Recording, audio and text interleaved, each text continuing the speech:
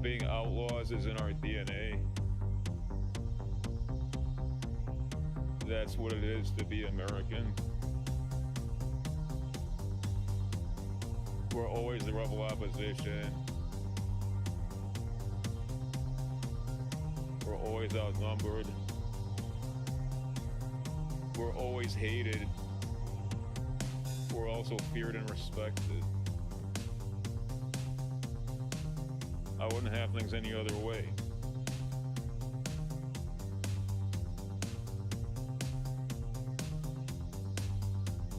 I'm having a good time.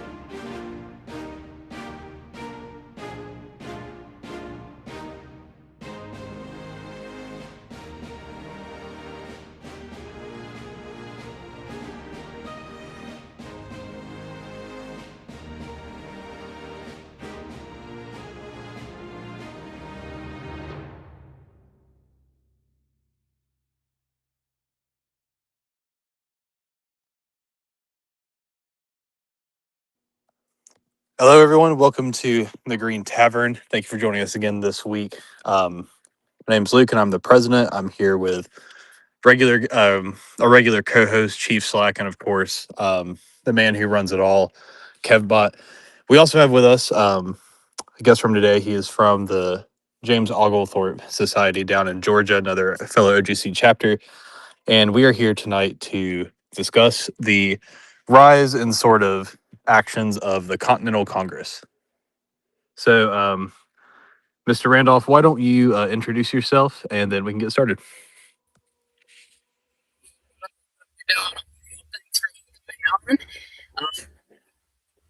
So I'm John Randolph from the James Oglethorpe Society down in Georgia, as he said. So yeah, thanks for having me on. All right, well, good. Let's just jump right into it. We are going to discuss the Continental Congress. I think it's best to discuss it in three stages. So we have the sort of atmosphere around kind of which it arose.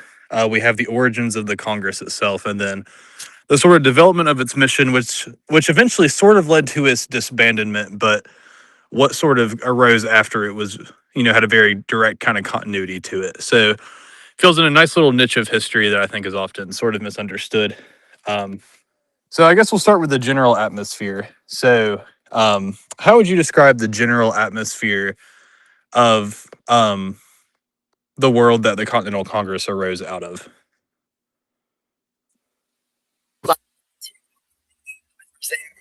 Making up the Congress, or Yeah, so what I sort of had in mind, and you would have more details on this than I would, but the attitude that sort of was in the American air prior to the rising of the Continental Congress. So prior to this point, the 13 colonies had seen themselves as relatively independent bodies. I mean, they technically were. They were 13 separate colonies in the New World who just happened to sort of live adjacently to each other.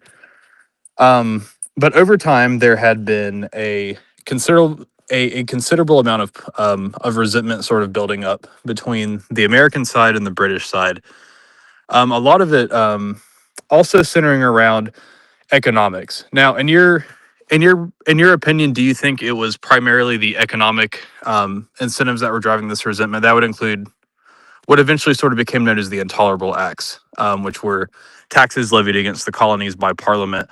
Would you say that was the main issue, that it was mainly a material push, or do you think there was something else that was sort of causing this resentment to build up? I do think there's some overlap with the kind of issue of finances and economics, a bit the taxation. But if you had to boil it down to, I think what is the actual key, part of it, I think, is the issue of this mismanagement of the empire at the time under Prime Minister Grenville and then King George III. The massive change that goes about from from George I, George II, hands-off kind of approach to George III, divine right of kings kind of guy. That style of governance, which the colonies had not been used to for quite a long time, and on top of it, just some massive missteps on the side of the government. But I'd say if you really want to narrow it down, it is jurisdiction. I'd say that is one of the biggest things, is the Parliament. And you'll see this with like the Olive Branch petition, and it's very typical in politics all the way up to today. Most governments kind of talk about this. It's never the king or the president or the prime minister. It's always his advisors that are the problem. It's always some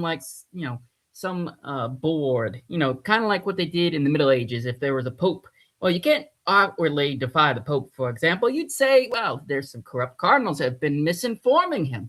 And so what you'll see with some of the petitions of the Congress, it is their attacks on the Parliament itself, not so much the king. It's only when the king really shoots down their olive branch petition and threatens them that if they don't lay down their arms right now, that he will execute them, that they really turn against the king. If you read that, it's an issue of the Parliament. Who governs? Well, they're all under one king, but they all have different representative bodies. The Virginians have the House of Burgess, and the Massachusettsians, I think that's what they're called, have their general assemblies and such, and they have their own bodies that ultimately answer to the king. It would be kind of like California trying to dictate the tax policies of people living in Arizona. So what seems to be, I would say, the biggest issue, if you had to boil it down, is the issue of who, like the jurisdictions, essentially. I think that is probably one of the biggest issues.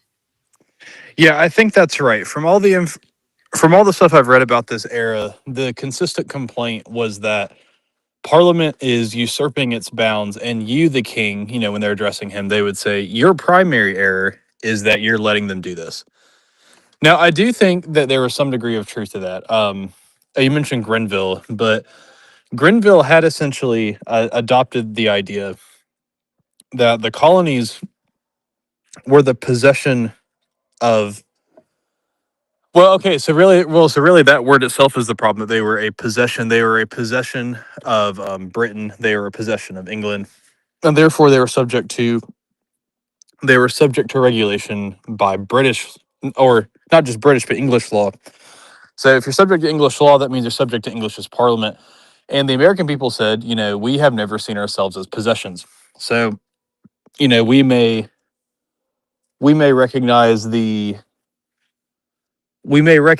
practical need to cooperate with England and with kind of broader Great Britain's, policy goals, which may include us having to put up with some things we'd rather not put up with. But ultimately, we are our own people. And, if I'm in the colony, then my Parliament or House of Burgesses, if you're in Virginia, in the colonized, they viewed that as on par with, for example, the Scottish Parliament. Scotland has its own Parliament. North Carolina has its own Parliament. Georgia has its own Parliament. We all have our own parliaments because we're all co-equals, even if we're of greater or lesser power. We're co-equals under the same king. And Parliament, especially under Grenville, said, actually, no, you're just a possession of England. And that at root was a huge cause of the division that was arising. Now, of course, economics played a part of that, and we shouldn't pretend that financial stress wasn't a stressor in and of itself. But Many people have pointed out before that the actual amounts charged in these taxes were relatively trivial.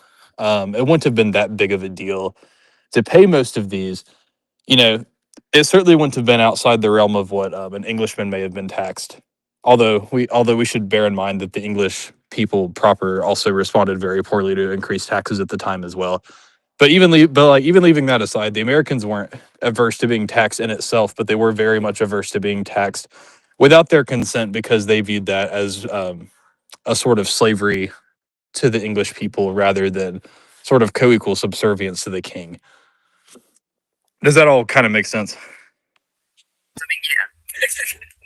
Makes sense to me. Yeah. Yeah. Would not disagree. Yeah, I figured it would to you personally. I want to make sure I wasn't missing something in the analysis. But as we see, more and more resistance. It was centered around economic policy, even though the deeper issue was the issue of sovereignty and rule and slavery, all that sort of stuff. Not slavery of Africans; that was kind of a separate issue. But they didn't want to see themselves viewed as slaves to the English. But because so many of these pressing issues came down to economic policy, it did start to make sense that some of the more prominent businessmen would take leadership in a sort of resistance. This is sort of where the beginnings of the origin of the Continental Congress come from. But before we get there, I think it's important to note the role that the Sons of Liberty played in teaching Americans the importance of sort of organized resistance. I wasn't sure if there's anything you wanted to add there.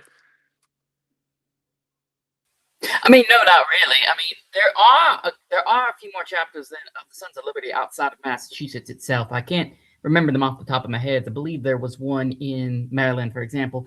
But it's really that what happens, like with the Sons of Liberty, is the British reaction to it because they're extremely difficult to get their hands on, which I don't know if you're going to cover later on. I'll say that for another time. Then, but it's the British response to the Sons of Liberty, who are more of a pestilence than anything, that really ticks off the British, and then they kind of overreact, I would say, and that is what ticks off most of the colonies, and enough to ultimately break with them. Yeah, it's important to sort of make a side note here about that. During this time, much more aggressive writing was sort of tolerated than we would have now. So, for example, part of this is American law sort of adjusting to mass lawlessness. Towards the end of the 20th century, but that's to some degree understandable, but it also sort of obscures our view of what would be considered normal back then. The reason this matters is because when you're reading history from this era, hold on. When you're reading history from this era, a lot of times you'll see the behavior of protesters, and your first thought will be, well, of course this needs to be suppressed. This is out of control.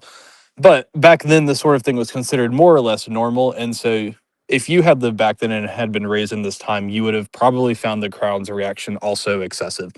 So, for example, it wasn't uncommon to see essentially paper mache or straw statues of public figures either hanged or burned in effigy. That was a big thing that happened back then. This wasn't just in America. This is also common in England. It also wasn't, well, it became not uncommon in the Northeast for mobs to just essentially do breaking and entering on the houses of people that they were mad at in the local government. A lot of times these were sort of like port officials, people who were in charge of collecting duties. And when I say breaking and entering, I don't mean like they just broke a few windows. In some cases, the mob stole the entire house, like brick by brick. Now, in those cases, there was a little bit more of a harsh reaction to that. But still, I mean, this was considered somewhat within the range of tolerability back then. And the king eventually, as you said, overreacted to it. Or if you're in the case of the royal governor of the state of Massachusetts, you have your entire house burned down. Oh, yeah. No, I mean, like some of these people barely escaped with their lives. These were fairly serious. Although, of course, you had counter reactions to this that were bad too. I remember in one of the cases, it was, I believe, one of these local port officials. He actually did fire into the crowd in self-defense and happened to kill an 11-year-old. Of course, when you start engaging in these sorts of behaviors, stuff like that will happen at some point. But it did start to galvanize the American cause.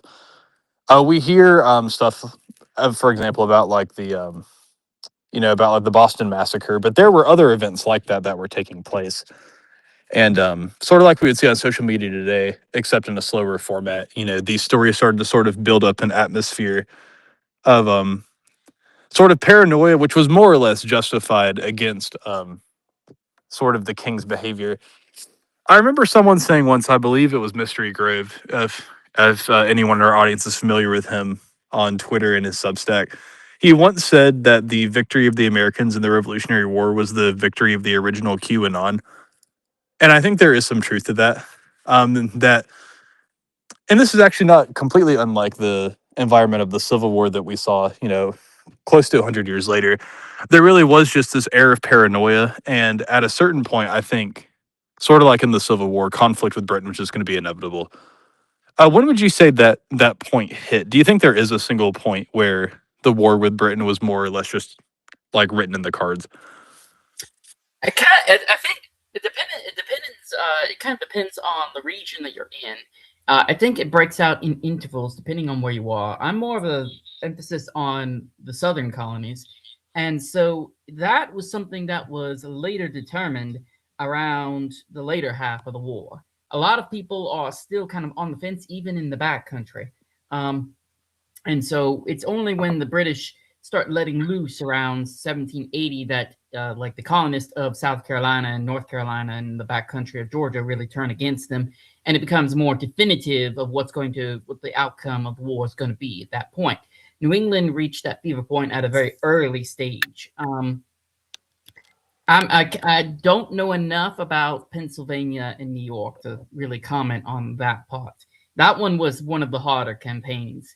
The loss of New York and then the loss of Philadelphia hit hard in those areas. New York was always a loyalist kind of outpost, but Pennsylvania was a little bit more patriot. But the fall of that, and then the fleeing of the Congress to get away from the British Army, that kind of dealt a massive blow to the patriot cause in that colony.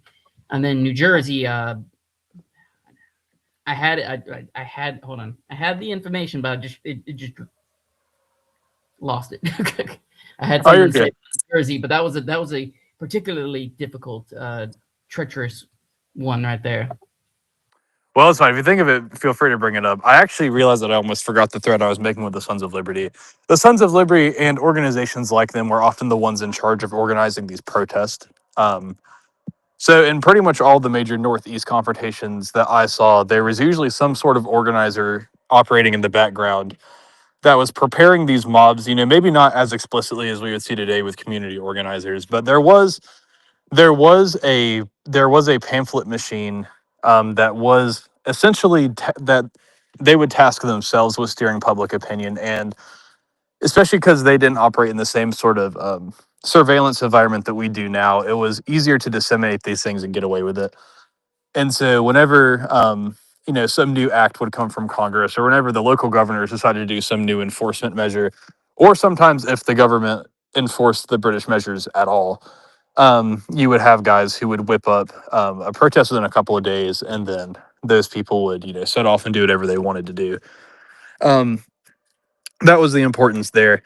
And then again, like we were saying earlier, because so much of this pushback originally started, or at least orbited, these economic issues, it started to become clear that it was going to come down to a lot of business leaders to sort of head off the resistance, or not head off the resistance, but start the resistance, largely because they were the ones who controlled the intake of imports, and also the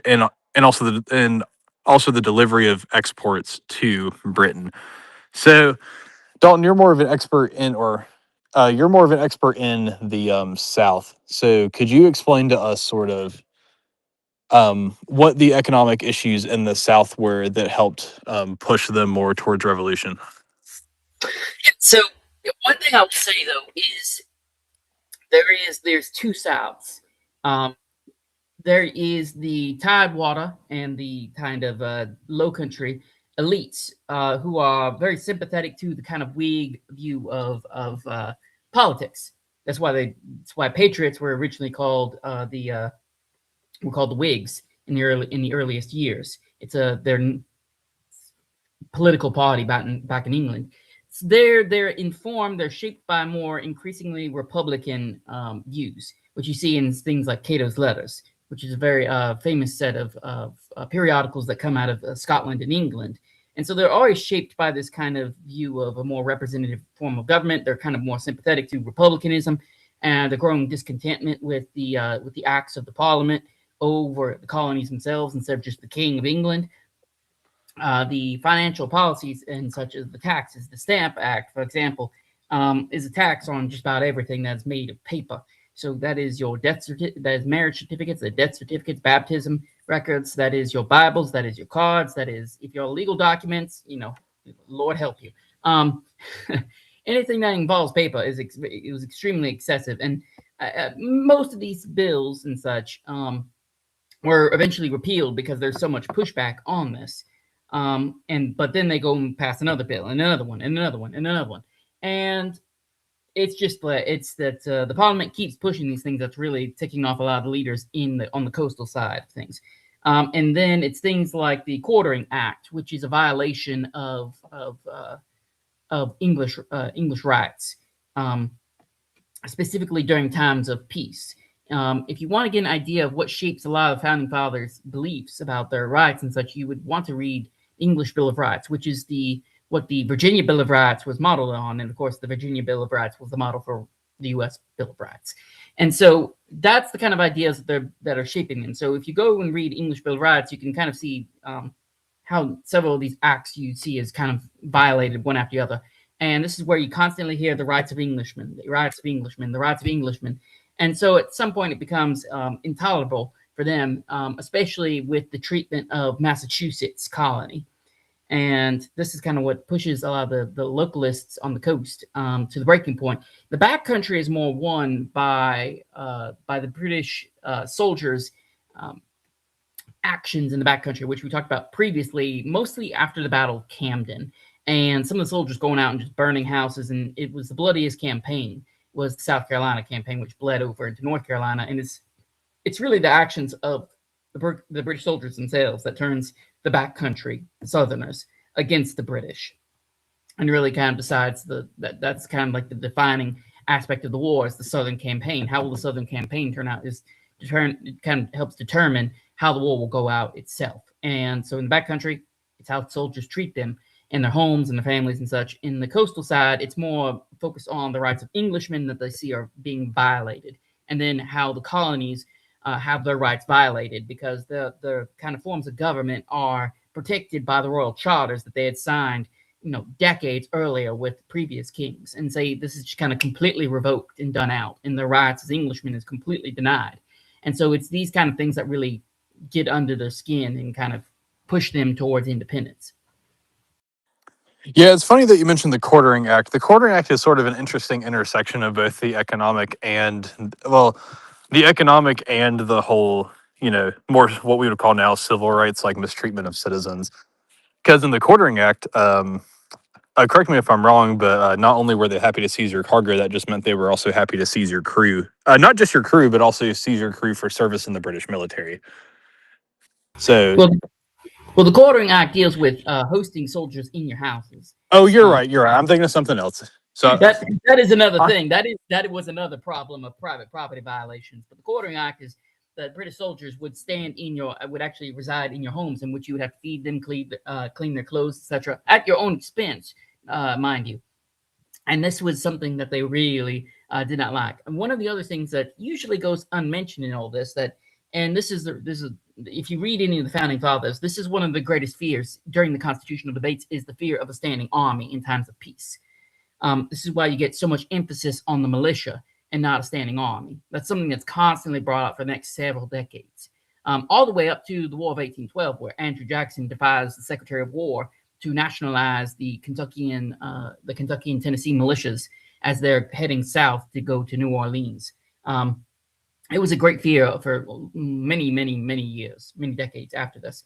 But that was another thing, is the large standing armies they have in the colonies, which is something that makes them fearful as it is, because it's a sign of tyranny. And this is an old English tradition as well. Standing armies were not typical through most of English history. That was something that you only raised during times of war. So there's something in the air at the time that they don't particularly like this. This is kind of like military despotism. That's the thing that kind of rings to their ears if they're standing on armies in times of war. And then on top of this, they're in your houses, and you have to feed them, you have to clean their clothes, everything like that. But also, they kind of report. They can report what they hear from you, anything you have to say, which would be Right. So then you also have, so I guess not quite like we have it today, but you still have a sort of mass surveillance where the soldiers are listening to what you say. There's also really no laws against, like you said, them reporting you for what you say. There's the fear of the standing army. There actually is the violation of property there too, because you're having to feed them and house them at your expense. And then finally, there is the whole point that most armies back then, and the British were certainly no exception, did feel a little bit more free to just take advantage of civilian populations. And all of this did, so all the financial injustice and the mass surveillance combined with just, like more simple abuse. And then, of course, this would have contributed to the general environment of paranoia. Would you mind speaking real quickly to why the English sort of had an aversion to professional soldiers? You touched on it just now about how that wasn't a tradition. But is there more detail you can give us on that? Because I think that's kind of an interesting thing that we don't think about much anymore. I can talk a little bit about it. It's been a while since I read them. I read these books a couple years back, so I'm hazy on some of the details. But historically, you didn't. I don't want to get too much down the rabbit hole about how they used to raise funds, because the way we think of taxes today, prior to James I, like a stable income kind of tax didn't really exist. The king used to live off his own private lands and what he could be able to produce and such, and the services he could provide, which people would pay him for, etc., etc. And this is kind of a first among equals, with a little bit more power among lords and such. Yes, the king was the king was what you might call the super landlord, so to speak. I know that sounds kind of silly, but that's almost how his legal power functioned. He was just the chief. He was the chief landlord of England, and that's kind of how his system worked. Like he kind of received large rents, but he also paid for everything himself. Right, and so in order to actually raise troops and such, you'd have to actually appeal to the lords to actually win any kind of wars. You have to appeal to them. If you're going to go to war with France, you need to be able to command the loyalty of the lords to get their men out as well. I think it was John II that learned this the hard way going against the barons, and he lost that bid and had to sign the Magna Carta. So troops were only raised during times of invasion or a war going on, like you see in the 100 Years' War when they invaded France. But most of the time, it's you don't have these kinds of issues. Wars not as common as people think it was in the Middle Ages, and battles were usually very small, not quite as bloody as people like to think it is. So it was just not as common. And you got on top of this, you got to feed them, you got to arm them, you got all these other things. And during the earliest years of the English, they had to arm themselves. This is not something they paid for by taxes or anything like that. So you'd see armies that go out with farming equipment to fight other soldiers.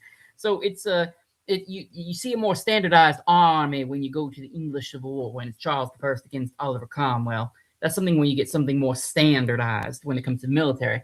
And so, but the long tradition of the English is that you only raise a standing army when in times of war, mostly in case of invasion, but there is no war. They've already taken Canada, which the Canadians, the French Canadians, are actually because of the Quebec Act, actually in some ways have more of their rights respected than some of the colonists, which is another point of contention for them. Is these French Roman Catholics have certain protections that they, as English Protestants, do not have, or that they're being trampled on. That really gets under the skin as well. So I could go a little bit more into detail. I know you also have studied up on this as well, but since we're trying to get to Congress, I don't want to take away. Yeah, no, we should eventually get to Congress. It's just good to understand their grievances. It's good to understand their grievances. I guess got a little bit of field with the standing army thing, but it is important to understand that the standing army itself was an aggravation in its own right.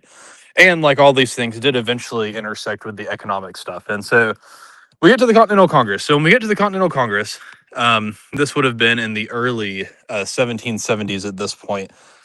it's decided that there does need to be some organized pushback across the colonies against the excesses of Parliament. So to begin with, so at this point there hadn't been any sort of what we would now call interstate, but I guess it was intercolonial body. There had been informal cooperation, and most of it was trade ties. This is actually another reason, as we'll get into for a second, that so many businessmen end up getting elected to this Congress, is because not only were the concerns largely economic, or at least expressed in economic terms, a lot of the people that had intercolonial experience were traders, because since they weren't operating as one unified single country yet, like we have now, there wasn't really much in the way of political cooperation. It really did come down largely to businessmen who had connections across the colonies, who sort of supplied each other with basic needs and who shipped each other's goods. Um, so it made sense when the time come you would turn to sort of business leaders. Now, the Continental Congress itself was interesting. It was a creation of the various legislatures, which is itself a pretty impressive feat. Because, again, like I said, there had never been a body like this before, and the various governments weren't accustomed to cooperating with each other, especially not against the king. Now, they may have been used to cooperating to some degree against the French or the Indians, but even that was mostly localized, at least by region. So this itself was a great feat, but all of the legislatures decided to empower this Congress, but it wasn't to serve as a general political body. It was designed to just be a trade compact. So in other words, to we need to find a way to organize our boycotts against British products, and we don't want it to be haphazard because we'll just be hurting ourselves. And really, if it's not done in unity, it won't really hurt them. It'll just hurt us. We don't want to do that. So we need an organized body. I will note that the one colony that didn't was Georgia. If you want to just take a second to give us any insight on why Georgia didn't decide to send delegates to this Congress at the beginning. Okay, so yes, the reason for this is Georgia is split. They do have the Patriots, mostly mostly based in Savannah, Georgia, and they are kind of like South Carolinians, kind of grabbing for it, trying to go for independence. But enough of the population of Georgia is very hesitant towards this, and so the reason for this is that Georgia is the smallest colony. Now, we are not physically the smallest colony, but we are by population the smallest. And we are also the youngest colony. We were founded in 1732. We didn't really start getting some population until about 1750 because of James Oglethorpe's policies regarding slavery and alcohol consumption and all these other things kind of discouraged people kind of from coming. And it's only after these laws are repealed that they start getting in more people to come. And so Georgia has realistically only had a number of people coming in for the last 20 or so years.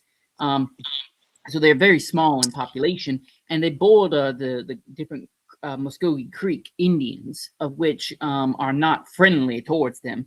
And the population is kind of spread out. You got Savannah, and then the area on the Low Country, which might be fine in itself in dealing with the Indians, though it's not like Charleston. There are Indian tribes not too far away, but the Augusta area is especially of an issue, and that was very evident during the French and Indian War, in which the entire area, even in South Carolina, was kind of ravaged, and people fled to Augusta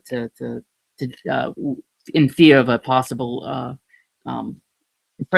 Indian attack by, I think it was the Yamasee at the time. But so Georgia's main thing was they were very much dependent on the British for protection. So while most of the colonies may have a bit of a problem with a number of the standing armies standing there, for Georgia, they were kind of at a undeclared war that was kind of breaming at the edge, and that they really needed the British army to protect them from, because they were so small and had so few people there. They needed a standing army to protect them from potential onslaught if the natives decided to attack them. So Georgia is very hesitant. There are patriots calling for independence. Lyman Hall is one example. He's originally a New Englander. So he has a kind of a New England kind of spirit when it comes to independence, very zealous for it. But a lot of Georgians are very moderate because they are highly dependent on the British for their own protection. So they don't meet during the First Continental Congress, but they do meet during the second one. Well, so I was going to ask, do you think there was actually do you think that the Georgians had a moral difference with, the rest of the colony's complaints, or was it purely pragmatic? I think when it comes down to it, the biggest issue is pragmatism. They just simply don't have the numbers, and they are highly dependent on the British Army to protect them.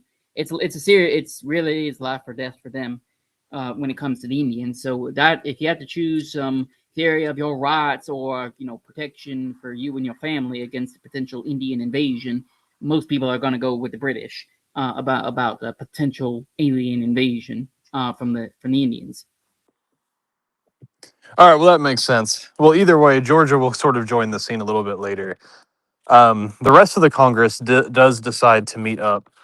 Now, what's interesting here to me is how this project morphs from merely a sort of peace-seeking, very slight aggression, boycotting is sort of, it is an act of escalation, but it's probably about the smallest act of escalation you could engage in. It's not illegal, for one, and it's also just about discretionary spending. It's not really about use of force. So it's interesting to see how this Congress ends up morphing over time, and in itself, how it becomes more aggressive in what it does, and then especially what it gives way to, which is more what we typically imagine when it comes to the Revolutionary era, which is the sort of provisional Congress, which is a little bit different than the Continental Congress itself. But I think what's interesting here is sort of the unintended consequence of what the boycotts represented. So when the boycotts were going to be announced, the Continental Congress decided that they wanted to provide a list of reasons why they were doing this. They didn't want it to just be an act of aggression. They wanted it to be an act of aggression that sent a message, and so they decided to spend a great deal of time sort of listing out the grievances. But the listing out of these grievances ended up becoming very galvanizing for the American cause. Mainly because, sorry, it mainly served to be galvanizing because of how Britain reacted to it. Would you say that's right? Because if Britain, I think, had listened to this, the Continental Congress would have just been very short-lived. But because Congress reacted against it as negatively as it did, it left the Continental Congress in a position where it needed to exercise additional layers of leadership. Would you say that sounds about right as far as the escalation here? Yeah, I'd be more particular. It's specifically how the British Crown reacts to things that is really the biggest issue. Had King George III actually respected the assemblies of the different colonies in the same way that he respected the Parliament, I don't think you would have had these issues. The Parliament was overstepping his bounds, but the king could do something about it. But instead of actually enforcing that the separate legislatures, the separate representative bodies, so you can get what you want, but you have to do it the right way, I think was the biggest issue. And so I think that's really what it comes down to, is that the king could have possibly avoided this, I think, had he gone about a different path. I think you could have even gotten the taxes to a certain degree had he chosen a different method of doing this, instead of just simply threatening them when they granted the olive branch petition. Now, to be fair to him, Lexington and Concord and all these other things in the Battle of Bunker Hill had already happened. Yeah, I'm not sure how willing you are to work with people after that kind of situation, but yeah, and of course, Continental Congress was quasi-legitimate, like we were saying. Except for Georgia, the various colonies did authorize these delegates, and they actually were empowered to make binding decisions. The thing was, these binding decisions were limited to boycotts. So they weren't given a blank check, but they were given a mandate. And I think that is kind of what's important here, is that they were given power, and then when they had that power, they were presented with I guess at the time they probably wouldn't have viewed it as a golden opportunity. But they were sort of the ones just left in the room when the crisis hit. And I think this is why the Continental Congress is such an important topic for us to study, because this group of men was not intended to do what it ended up doing, and it certainly wasn't intended to morph into what it eventually morphed into, right? But they were called together at the time that they were called together at, and they took advantage of the chance that they were given. I think this is something that a lot of us could kind of learn from. You know, a lot of us who pay attention to politics will not give a lot of attention. For example, they won't give a lot of attention to people who are appointed into what appear to be rather insignificant positions. And more directly, a lot of us don't always appreciate the opportunities we have at even local levels or even outside of government at private levels to exercise some degree of leadership. You know, it's just treated as, you know, a small opportunity that may or may not be worth my time. But you never know when an opportunity like this will give you the opportunity to do something more. And I think this is what the Continental Congress kind of teaches us. Yeah, I'd say one of the other things that is also interesting to look at is that the fact that many of the men of the Continental Congress were not on the same page. If you read a little bit about the early years before the Declaration of Independence, some of them were very violently opposed to one another. South Carolina, New York were very much against it originally. Pennsylvania was kind of split between John Dickinson and Benjamin Franklin, and other colonies. Well, they sympathized with Massachusetts, and they're willing to go that way if necessary, but they wanted to exhaust every resource before they went that way, which would be really the case of Virginia, who played a massive role in the independence movement of supplying the riders and fighters and leaders for the movement itself. So many of these people are very violently opposed to it, especially from New York and South Carolina against John Adams and the Massachusetts delegation. So how on earth do you get these all men to agree to the same thing, which was a difficult thing in and of itself, especially with John Dickinson, who was a Quaker and therefore a pacifist as well. How on earth do you get a Quaker colony, and how on earth do you get the Puritans of old New England with the old Anglicans of the South and all these other groups who are very distrusting of one another on the same page for a common cause? Is a great difficulty. No, it is. I think it speaks to a sense of what we also talk about sometimes too.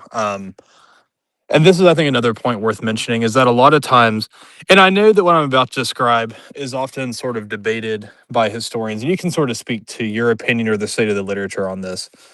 When it comes to things like nationalism, it certainly wasn't a developed philosophy like it became in the 19th century. And even American nationalism is usually dated more towards the first or second decade of the 19th century in America, especially centered around figures like Andrew Jackson. But I do think that one way that you were able to get all of these people to work together was an incipient sense of what we would now call nationalism, maybe even ethno-nationalism, right? These 12 and then eventually the 13 colonies, even though they were all English, they viewed themselves as very different types of Englishmen. But it was this sort of event, especially the pressure from the crown, that brought them together. And I think that the Congress, the first and second Continental Congress, but the first is kind of what we're discussing here. The Continental Congress represents what I believe to be an effort to make a sort of ethnogenesis happen. You know, I think there's a sense a lot of times that you sort of have to wait for it to happen. That it's the sort of thing that will just naturally occur on its own. And there is a sense in which that's true. But a lot of times there is a catalyzing event. And I think the Continental Congress proves that catalyzing event doesn't have to just be something that is pressed upon you by external actors, but is also something that can be sort of brought about by just a handful of key decision makers. You know, when these legislatures all decided to create this Continental Congress, they knew that they were creating a unified body where none existed before. and that the decisions of this unifying body were going to bring these 13 colonies, or 12, and then eventually 13 colonies together in a way that would make them behave as a unified people. And I think that's from there. And to answer your question about how you got groups like Quakers and New Englanders and Southerners who, if not enemies, had always been a little bit kind of at odds with each other and, to various degrees.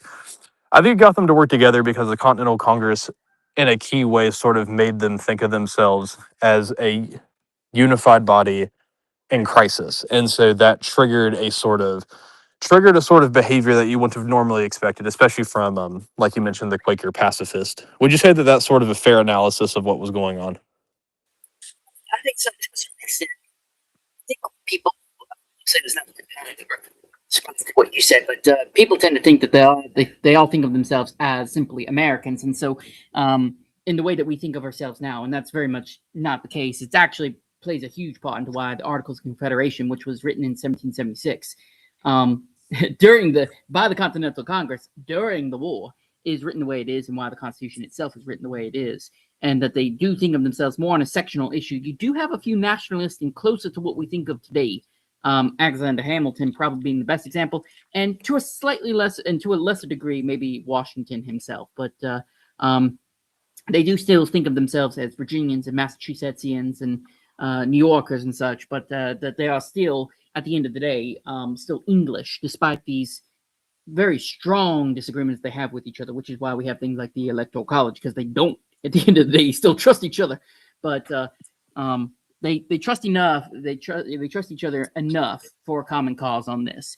But even you can see this, even that there's still kind of a hesitancy, and you'll see this in the Treaty of Paris and in the Articles of Confederation, of the amount of the kind of power that each colony actually has, each state has, would be equivalent, would be actually give them more like autonomy than what the European Union allows for its several nations that make up it.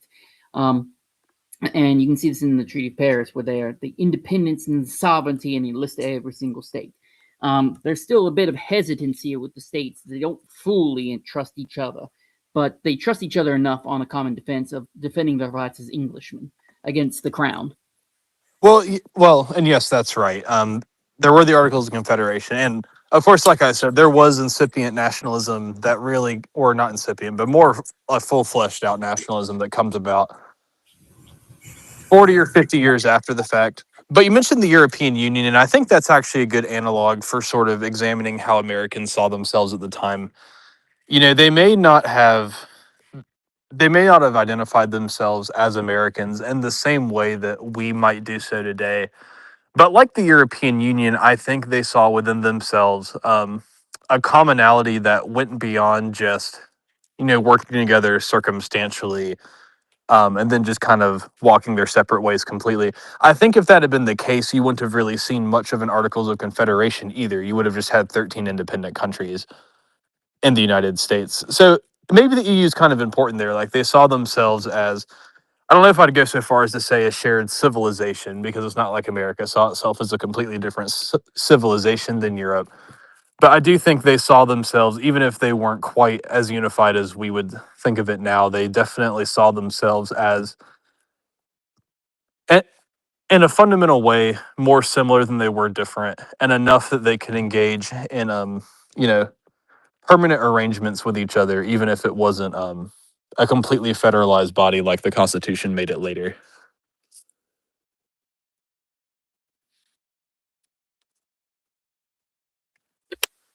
Yeah. Yeah, you know what? That's actually new for me. I never thought of comparing the Articles of Confederation to the European Union, but I think that's actually an interesting, kind of an interesting way to view it. Yeah. Okay. Well, that's good. Where do you want to go with this now? Well, what I was about to say is there isn't much farther to go because it's 8:55. That's what I was kind of asking. I didn't know if we wanted like any kind of questions or something. Well, let's see. Do we have any questions? I do not see any questions. Do you have any final notes before we get off? Any sort of passing thoughts to end it out? Not off the top of my head, because everything else that I could think of saying would require a lot more than 5 minutes to go into. So Well, honestly, we could go. that's not that's not a bad problem to have. Now, there's a lot more you could go into, like why did South Carolina, who, like what we covered in the last video that I was in, is they bled more than sacrificed more than any other colony. Then why on earth were they one of the most bitter opponents in the Continental Congress? Or why on earth was it that New York, was pushing back against this? What was the pushback? Because some of these individuals, like Rutledge of South Carolina, do sign their names to it, and they do become like governors of the state during the time, and were key and instrumental in, like Rutledge was key to I want to say it was Rutledge that was key to the writing of the influence on the Constitution itself. It's kind of hard. There's several Rutledges. The South Carolinians are kind of like Virginians in that they're all related to each other, and they all kind of bear the same names. But a lot of these founding fathers would sacrifice very greatly for their own, sacrificing even their lives in the case of some of them. Some of them actually die in battle or in a POW camp with the British, and some of them have their plantations, their homes set on fire, sons lost, brothers lost. So why on earth were these individuals who were readily so against independence initially, then willing to not only sign their names, but actually willing to die for the cause? Some of them actually dying for the cause, like my state did. We were the 13th colony, and we really pushed back on independence, initially kind of hesitancy, and eventually we do sign on, and we have the first signer whoever dies in the war itself, which was Button Gwinnett.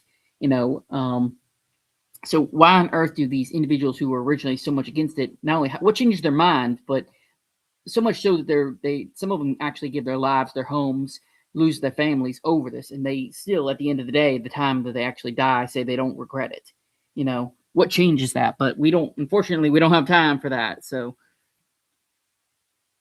Well, and honestly, maybe this can be the final note. That maybe the next phase of study, which may just mean the next episode we do together, could be on this topic about sort of, we can dig more into what exactly the various conflicts were going into the Congress, and how they learned to resolve them and why they decided to resolve them, which I think, like you're saying, is one of the most important questions to ask. But in the meantime, though, it is about 9:00, so we will probably go ahead and sign off. We do thank everyone again for joining us this evening. We appreciate all of you being here and listening to what we have to say. We will be back at the same time next week with more guests, more topics, and more great conversation. We hope you have a good evening, and we hope you have a good week. See you next time. Before we do wrap, I'm sorry, Luke, we do have a couple of super chats that we'll get to very quickly. Okay, yeah, that's fine. I didn't see him from earlier. No, you're fine. We do have a super chat from Christopher Burks. Thank you, Patriot, for $2. He says 07. So thank you very much. And we do have one super chat over on Entropy from Pat for $5. And he says, cheers, gents. So yeah, that's what we got for tonight. Well, okay. And we also thank our super chatters, because the money you send us goes to great causes. And anybody who's in the anyone who's in the NGS, I believe, knows this. And on that note, we also invite anybody in North Carolina who is a like-minded individual who would like to apply for membership. We welcome your application. And if you are outside of North Carolina, we recommend you look into the Old Glory Club, see whether you have a chapter in your area, or see whether you can start one on your own. There's a pretty easy process set up to do that. So now that we've got the super chatters, we again wish you a good night, and we look forward to seeing you next week.